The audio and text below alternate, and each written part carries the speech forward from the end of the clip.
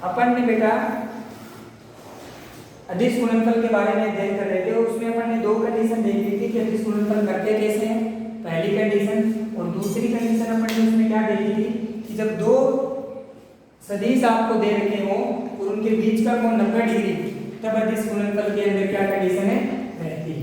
अब तीसरी जो बात अपन करेंगे आज, अपन क्या बात करेंगे, दो समांतर सदिश वेक्टर ए व वेक्टर बी का अदिश गुणनफल। बहुत ही केयरफुली सुनना है, ठीक है ना। दो समांतर सदिश वेक्टर ए और वेक्टर बी का अदिश गुणनफल, ठीक है बेटा। इसके अंदर अपन क्या देखेंगे, इसके अंदर अपन ये देखेंगे कि कोई भी दो समांतर सदिश है, फॉर एग्जांपल ये आपका सदिश ए हो गया और ये आपका सदिश क्या हो गया बी हो गया, ये आपका सदिश ए वेक्टर हो गया और ये आपका सदिश हो गया वेक्टर बी। अब ये जब दोनों समांतर है तो इनके बीच का कोण कितना रहेगा, 0 डिग्री रहेगा। कॉमन सेंस की बात है, क्योंकि जब दो सदिश एक दूसरे को जब तक कट नहीं करेंगे तब तक एंगल बनेगा नहीं, तो इनके दोनों के बीच का कोण कितना डिग्री है, 0 डिग्री। तो थीटा यहाँ पे कितना डिग्री है, 0 डिग्री। बहुत ही ध्यान से देखेंगे। अगर हम सदिश अदिश गुणनफल की डेफिनेशन में जाए तो यहाँ पे अपन क्या डेफिनेशन पढ़े हुए हैं, a dot b equal to magnitude of a magnitude of b cos theta. Sir cos theta का मान यहाँ पे कितना डिग्री पुट कर देंगे, 0। तो vector a dot vector b equal to magnitude of a magnitude of b into में cos 0। cos 0 की वैल्यू कितनी होती है 1। तो vector a dot vector b equal to magnitude of vector a और मैग्नीट्यूड ऑफ वेक्टर b। तो ये आपकी किसकी कंडीशन आ गई आपके सामने, जब दो सदिश आपके क्या है समांतर सदिश हैं तो उनकी ये कंडीशन आपके सामने निकल के आ जाती है। आई होप आपको ये समझ में आ गया होगा। सीधी सी बात थी, क्योंकि ये फॉर्मूला आपने पहले ही पढ़ रखा है। इसके अंदर बस थीटा की जगह क्या पुट करना था आपको, 0। जैसे आपने 0 पुट किया, a dot b equal to magnitude of a into magnitude of b, ठीक है। तो दो समांतर, इसके ऊपर बहुत कम क्वेश्चन आते हैं, ठीक है। इसलिए एक और कंडीशन भी होती है कि a1/a2 equal to b1/b2 equal to c1/c2। वो भी मैं आपको करवाऊंगा न्यूमेरिकल देखना, ठीक है। तो इसका स्क्रीनशॉट ले लीजिए फटाफट। चलिए और बेटा आगे बढ़ते हैं। अब इसी प्रकार से इसके अंदर जो इंपॉर्टेंट पार्ट है वो है इनके बीच का कोण निकालना। क्या निकालना, कोण निकालना। जब दो सदिश हमें गिवन रहते हैं तो उनके दो सदिशों के बीच का कोण निकालना। तो ध्यान देना,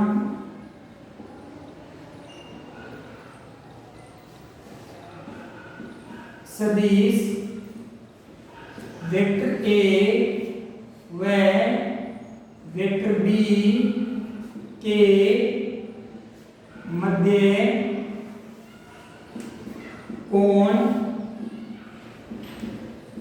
ज्ञात करना।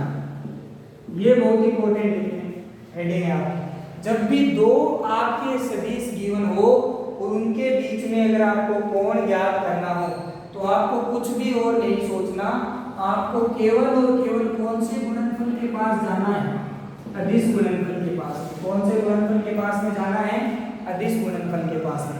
जब दो सदिश आपको गिवन हो और आपसे ऐसा बोला जाए कि इन दोनों सदिशों के बीच का कोण ज्ञात करके बताइए, क्या ज्ञात करके बताइए, कोण ज्ञात करके बताइए। तो कोण ज्ञात करने का केवल और केवल अपने पास एक सिंगल मेथड यूज करेंगे, अदिश गुणनफल। याद रखेंगे इसको, ठीक है। तो ये पर बात नोट करके लिख लेते हैं। क्या बात रहेगी, जब हमें दो सदिशों के मध्य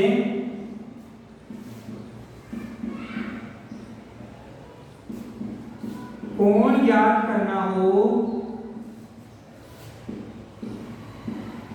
जब हमें दो सदिशों के मध्य कोण ज्ञात करना हो तो अदिश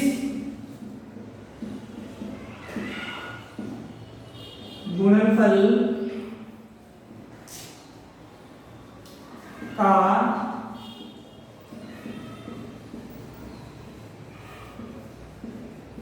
प्रयोग करें। ठीक है, जब हमें दो सदिशों यहाँ पे लिख लेना के मध्य, जब हमें दो सदिशों के मध्य कोण ज्ञात करना हो तो केवल और केवल हम अदिश गुणनफल का प्रयोग करेंगे।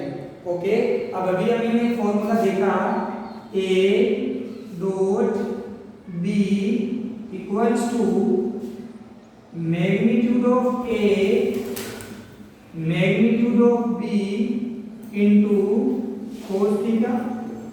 ठीक है, तो यहाँ से कोस थीटा की वैल्यू क्या जाएगी, magnitude a dot b upon magnitude of a magnitude of b। तो इस तरीके से हमें दो सदिशों के बीच में जब भी कोण ज्ञात करने की बात की जाएगी तो cos theta equals to a dot b magnitude of a magnitude of b। I hope आपको ये चीज समझ में आ गई होगी। तो इसके ऊपर हम बहुत सारे न्यूमेरिकल करने वाले हैं, इसका आप स्क्रीनशॉट ले लीजिए पहले। ठीक है, जब भी ये ऐसे क्वेश्चन बहुत पूछे जाएंगे आपसे वेक्टर के अंदर, वेक्टर के अंदर ही नहीं, आपको ऐसा कोई चैप्टर नहीं होगा जहाँ पे सदिश का यूज नहीं होता, क्योंकि हर एक चैप्टर के अंदर कोई न कोई भौतिक राशि आपको ऐसी जरूर मिलती है जो कौन सी क्वांटिटी होती है, सदिश राशि होती है। और जहाँ पे सदिश राशि आ जाती है वहाँ पे उसकी दिशा, कोण, ये सारी चीजें मैटर करने लग जाती है। समझ में आ गया?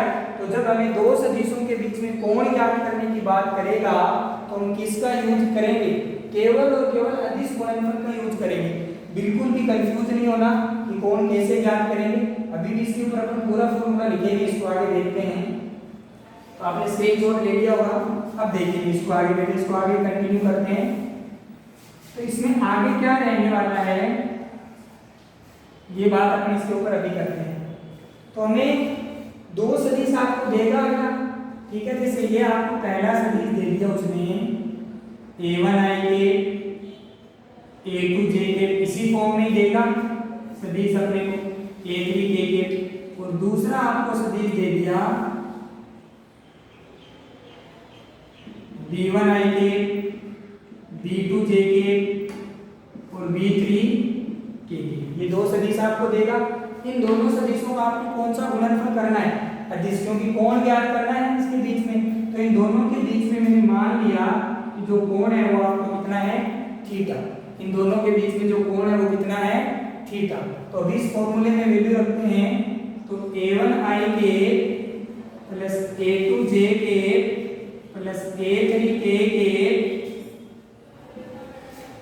ये आपका dot b1 i plus b2 j plus b3 k equal to magnitude निकालेंगे।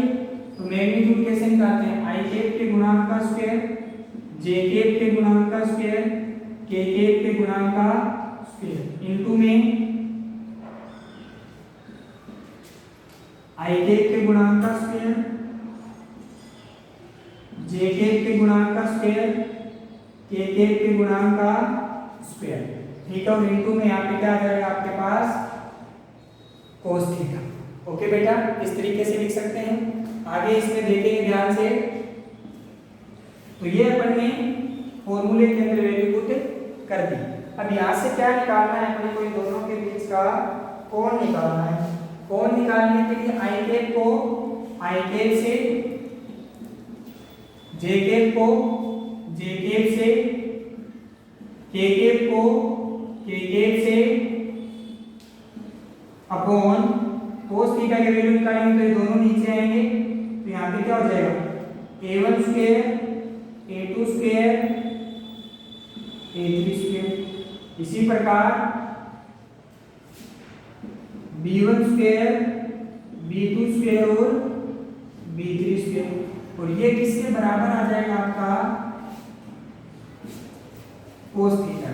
तो यहाँ से भी एक और डायरेक्ट अगर आपको निकालना हो तो इस फॉर्मूले में वैल्यू पुट कर देना। मेथड से अगर आपको चलना हो तो पहले वाले मेथड का यूज कर लेना। दोनों ही मेथड आपके लिए सही है। दोनों ही मेथड आप अगर पहले वाला मेथड यूज करोगे तो ज़्यादा फायदे में रहोगे, क्योंकि फिजिक्स के अंदर बहुत सारे फॉर्मूले हैं, कितने फॉर्मूले आप याद रख सकते हो ये आप पे डिपेंड करता है। तो इसलिए आप ज़्यादा प्रेफर मेथड को करो हमेशा, ताकि आपको कंफ्यूजन भी नहीं हो और आपके कंसेप्ट भी क्लियर रहे। अगर आप फॉर्मूले याद करोगे तो अभी तो आपका चैप्टर पहला ही शुरू हुआ है, इसके अंदर अभी तक 7 या 10 फॉर्मूले आ चुके हैं, इसके अलावा भी बहुत सारे चैप्टर हैं अभी, ठीक है। दोनों क्लास को मिला के लगभग 32 या 33 चैप्टर है, ठीक है। तो इन सभी को फिर आप फॉर्मूले याद करोगे तो बहुत सारे फॉर्मूले हो जाते हैं, तो संभव नहीं है इतना सब कुछ याद रखना। तो इसलिए आप मेथड से चाहिए तो फटाफट इसका स्क्रीनशॉट लीजिए, फिर आगे बढ़ते हैं, इसके ऊपर क्वेश्चन की बात करते हैं। तो ले लिया होगा बेटा आपने स्क्रीनशॉट, अब आगे बढ़ते हैं।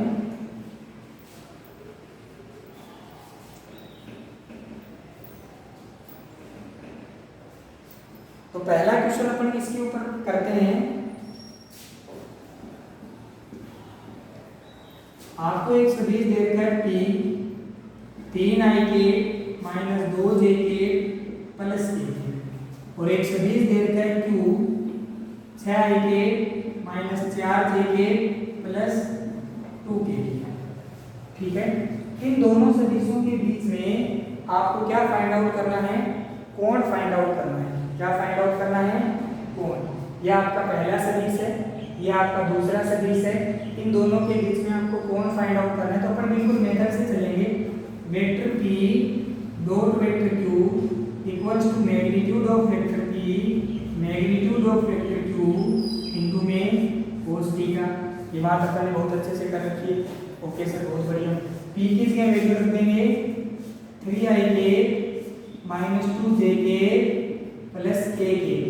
Q की जगह वैल्यू रख देंगे 6i minus 4j plus 2k के।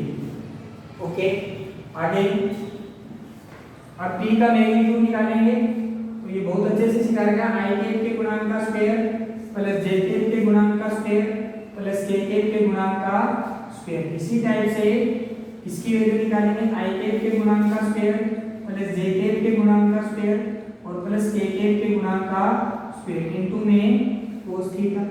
ओके सर, i को i से, j को j से, k को k से इक्वल टू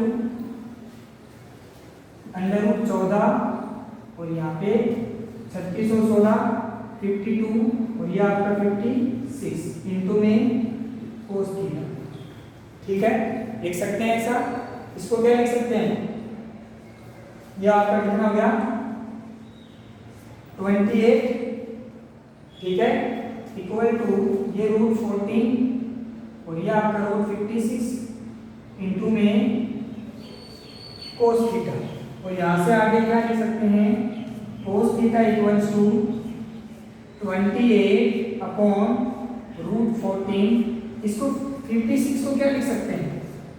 4 इंटू 40 लिख सकते हैं बिल्कुल। 4 का रूट क्या होता है? 2 बाहर आ जाएगा,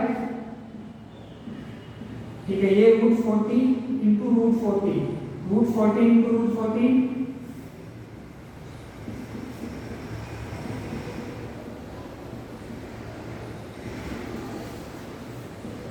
cos थीटा इक्वल टू 1। तो थीटा cos थीटा कहाँ पे 1 होता है? 0 डिग्री। इसका मतलब इन दोनों के बीच का कोण कितना डिग्री है? 0 डिग्री। इसका मतलब ये दोनों सदिश एक दूसरे के क्या है? समांतर है या नहीं? बिल्कुल है। ये दोनों सदिश एक दूसरे के क्या है? समांतर है। तो अपन ने क्या किया?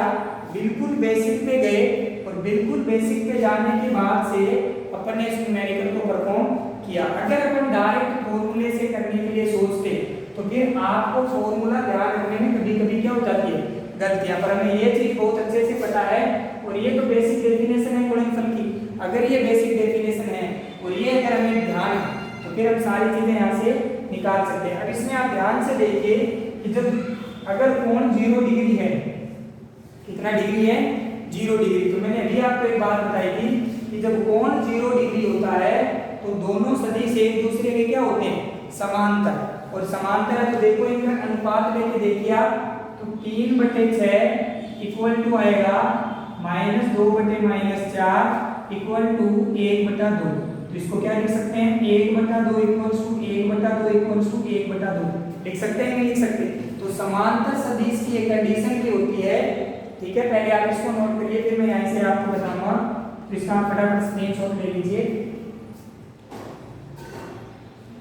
मैंने आपको कहा था एक समांतर सदिश की कंडीशन है जो आपको मैं न्यूमेरिकल से बता दूंगा बेटा।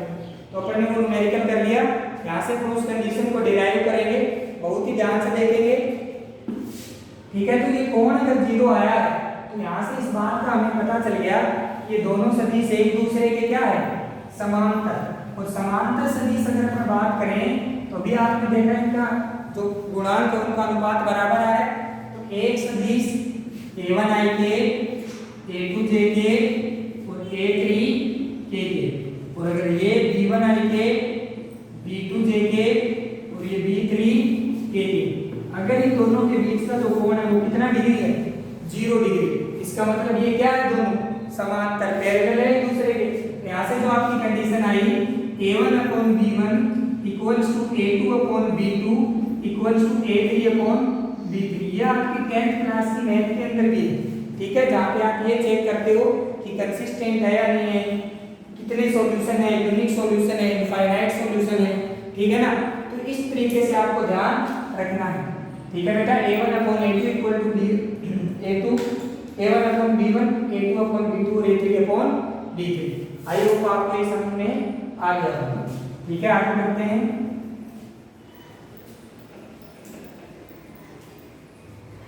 एक और क्वेश्चन इसके ऊपर और कर लेते हैं अपन, ताकि आपका बिल्कुल अच्छे तरीके से पॉइंट क्या हो सके। नेक्स्ट क्वेश्चन अगर अपन लेते हैं इसके ऊपर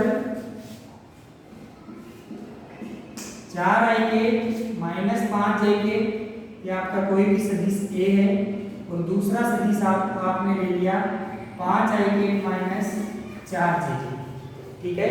और आपसे पूछा जाए कि इन दोनों के बीच का कोण बताइए, तो अभी शुरू करते हैं। वो हमें बेसिक मेथड ही यूज करना है।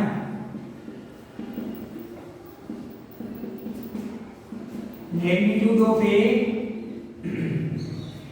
Magnitude of b cos theta. इस फॉर्मूले को बार बार लिखने की यही मानस है कि आपको ये याद हो जाए एंटी। तो इसको अपन फॉर्मूले के अंदर वैल्यू पुट करेंगे, डॉट बीच में आएगा मैग्नीट्यूड ऑफ a, तो 4 का स्क्वायर 16, 5 का स्क्वायर 25, इसी टाइप से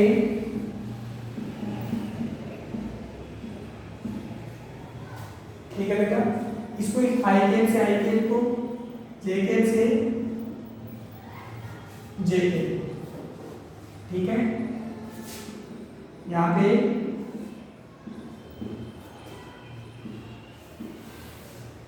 तो ये कितना आ गया आपका,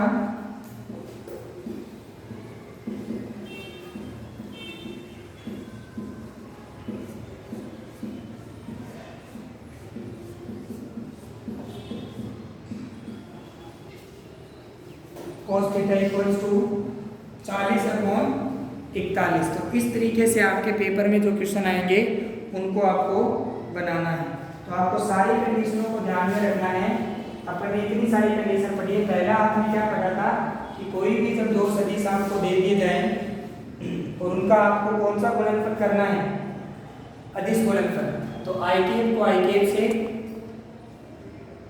जे कैप को जे कैप से और के कैप को के कैप से मल्टीप्लाई कर दें, ठीक है। दूसरी अपन ने कंडीशन पढ़ी थी कि यदि वही दोनों सदिश आपके एक दूसरे लंबवत हो जाए तो फिर क्या करेंगे। तो अपन ने क्या पढ़ा था, आई कैप को आई कैप से मल्टीप्लाई करेंगे, जे कैप से जे कैप को मल्टीप्लाई करेंगे और के कैप से के कैप को मल्टीप्लाई करेंगे और उस पूरे मल्टीप्लिकेशन को किसके बराबर रख देंगे, 0 के बराबर, क्योंकि लंबवत की एक कंडीशन बताई है मैंने। फिर तीसरी कंडीशन अपन ने क्या पढ़ी थी कि जब दो सदिश एक दूसरे के समांतर हो जाए, इसका मतलब क्या हुआ कि उन दोनों के बीच का कोण क्या हो जाए, 0। तो a dot b equals to magnitude of a और मैग्नीट्यूड ऑफ b। उसी को अपन ऐसा भी लिख सकते हैं a1/a2 इक्वल्स टू b1/b2 या a1/b1 a2/b2 और a3/b3। और लास्ट एंड फाइनल कंडीशन अपन ने क्या देखी कि जब भी दो सदिशों के बीच में कोण निकालने की बात जब करेगा तो कोण निकालने के लिए आपको किसके पास जाना है, अदिश गुणनफल के पास, और उसका जो सबसे बेसिक का जो फॉर्मूला है वो अप्लाई करना है। आप जैसे ही वो फॉर्मूला अप्लाई करोगे आपके वो सारी चीजें समझ में आ जाएगी और वहां से जो आपका कोण है वो भी निकल के आ जाएगा। तो यहाँ से ही आपका अदिश गुणनफल के अंदर जितनी भी इंपॉर्टेंट बातें थी वो अपन ने सारी करी, ठीक है। अब आप जब भी वीडियो देखो तो ये जरूर बताया करो कि आपको समझ आया कि नहीं आया, ठीक है। और साथ साथ में जो भी आपको यहाँ पे पढ़ाया जा रहा है उसको आप कॉपी में लिखते रहना, ताकि आपको बाद में सुविधा रहे, आपकी सारी चीजें समझ में आई हुई रही, क्योंकि बहुत ज्यादा बेसिक है और ऐसा बेसिक है जो सबसे ज्यादा काम में आता है, ठीक है। इसीलिए आपको सबसे पहले पढ़ाया गया है ताकि आपको ये सारी चीजें समझ में आ सके आपके बिल्कुल चैप्टर शुरू होने से पहले। अब आप जो 10th क्लास तक पढ़ते हुए आए थे उससे फिजिक्स थोड़ी हटके है, ठीक है। यहाँ पे न्यूमेरिकल बहुत ज़्यादा पूछे जाते हैं, तो न्यूमेरिकल ज़्यादा पूछे जाएंगे और न्यूमेरिकल आप तभी बना पाओगे जब आपके कॉन्सेप्ट बहुत अच्छे हैं। इसलिए जितनी भी चीज़ें आपको बताई जा रही है उनको अच्छे से कॉपी में नोट डाउन करिए, उनका बार बार रिवीजन करिए और उनके ऊपर बहुत सारे न्यूमेरिकल करिए। वैसे मैं बहुत सारे करवाता हूँ, फिर भी आप अपनी तरफ से भी उनको करते रहिए। आज के लिए इतना ही रखते हैं।